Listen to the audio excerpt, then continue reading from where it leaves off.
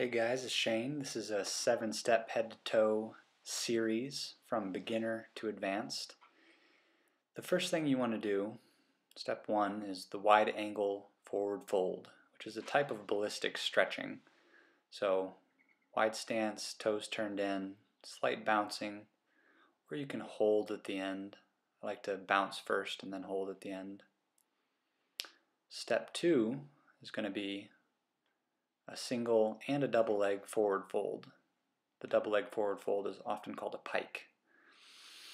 So you just breathe and relax in this position. Don't worry if you're not, nose to knee, but just get in a position like this and just breathe and relax into it. This is more static stretching. This is the double leg version. You can use your arms to pull you a little deeper into the stretch. Again, don't worry if you're not exactly this deep into the stretch, just find what works for you. We're mixing techniques, ballistic, static, loaded. Step 3 is a loaded version of a hamstring stretch. You're very slowly curling your spine segment by segment and letting the weight of the bar pull you into a deeper pike position, a deeper forward fold. So we're progressing from beginner exercises to advanced. And I come up to a flat back here, and then I lower back down. That has a nice effect on the hamstring lengthening. Come up to a flat back, and then lower back down. Do that several times until you feel like you're not making any more change. And then, if you're ready for it, you can slowly and carefully add weight. I wouldn't just jump into the heaviest weight you can tolerate. It's just like any other form of weightlifting. The rule of thumb is slowly add weight over time, progressive overload. Go from an extra 5 pounds to an extra 10, 15 over weeks and months. And again, I'm coming up to the flat back and slowly lowering. I feel no tension, no pain in my back during this, and neither should you. Then we're getting into even more advanced loaded front splits. You could have chairs or poles in your hands to make the balance a lot easier. This is definitely more advanced. It's a form of loaded stretching, building strength at end range. And at the end, I forward fold, which intensifies it.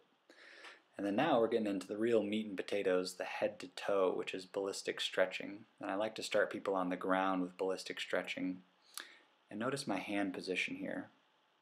I'm going from higher hand position, meaning more distance between my head and my toe, and I'm slowly doing a form of progressive overload, which is making the range of motion increase by decreasing the distance.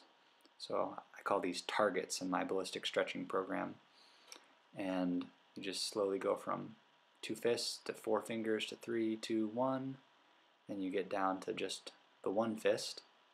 I'm softly bouncing and tapping my forehead to my fist. Then I go to 4 fingers, and you don't have to go this fast, and you probably wouldn't be able to go this fast. This progression might actually take weeks or months to go from 2 fists down to just several fingers, and eventually down to 1 finger and getting the full head to toe. So after you've been working on that for several weeks most likely, if not months for some people, you go to the elevated head to toe, and you should be thoroughly warmed up after everything that I showed you, which could actually take anywhere from 15 minutes to an hour, but that is how you get your head to toe. And compare both sides, see what you got.